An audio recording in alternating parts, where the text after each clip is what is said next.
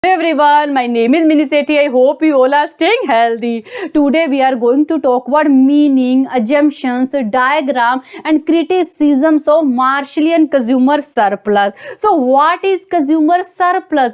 Consumer surplus is a difference between actual price consumer paid for product and maximum price he is willing to pay. Consumer surplus is a difference between actual price consumer paid for product and maximum price he is willing to pay. So we can say the formula of calculating consumer surplus is maximum price consumer willing to pay minus actual price of the product.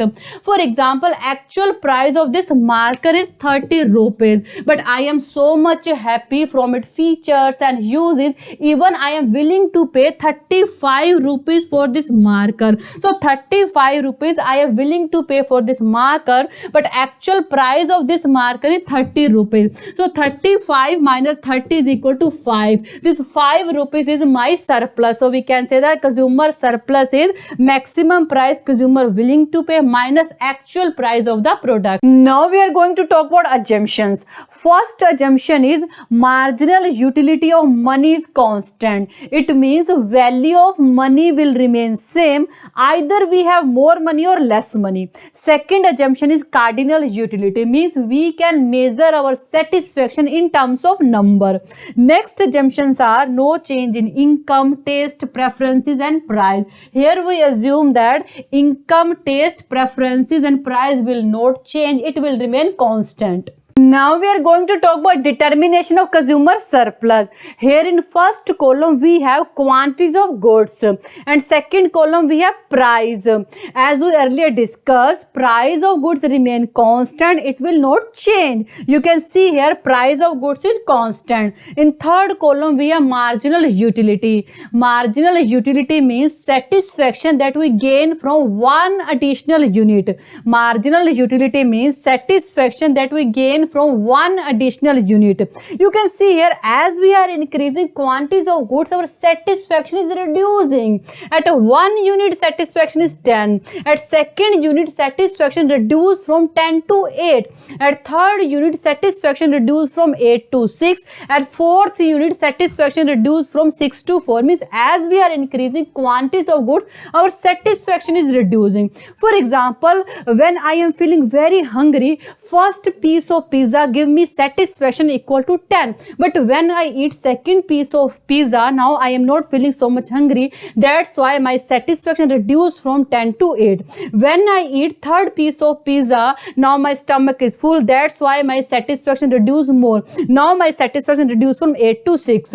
Again I eat one more piece of pizza, my satisfaction reduced more. So we can say that as we increase quantities of goods, our satisfaction fall, our marginal utility fall. So in fourth column we have consumer surplus. As we earlier discussed, formula of calculating consumer surplus is maximum price consumer willing to pay minus actual price of the product. And how much price consumer willing to pay depend on marginal utility. For example, if marginal utility is 10, means consumer is willing to pay 10 rupees. If marginal utility is 8, means maximum price consumer willing to pay is 8. So in first case our marginal utility is 10, or we can say that maximum price consumer willing to pay is 10 and actual price of product is 2. 10 minus 2 is equal to 8. So in first case our consumer surplus is 8. In second case marginal utility is 8, or we can say the maximum price consumer willing to pay is 8. Actual price is 2. 8 minus 2 is equal to 6. So in second case our consumer surplus is 6. In third case marginal utility is 6.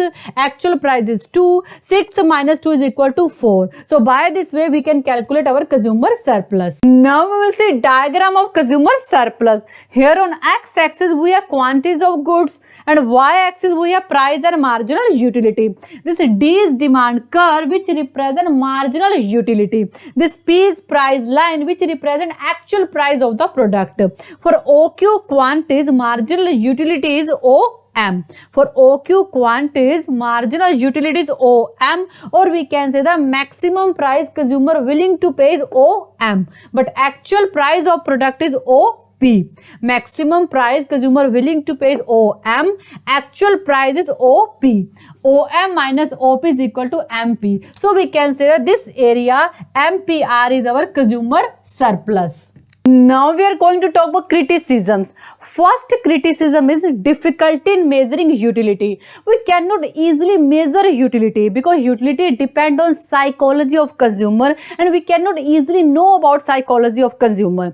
Next criticism is marginal utility of money is not constant. According to this theory, marginal utility of money is constant. But in reality, value of money increase when we have less money and fall when we have more money. Next criticism is this concept is imaginary. Yes, this concept is imaginary. In our real life, we do not calculate how much we are willing to pay, how much we are actually pay. Next criticism is not applicable in necessities of life.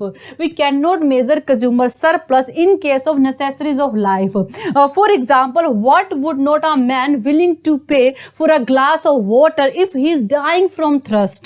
So this is all about consumer surplus. I think you got it, and thank you so much for watching this video. Bye. Take care.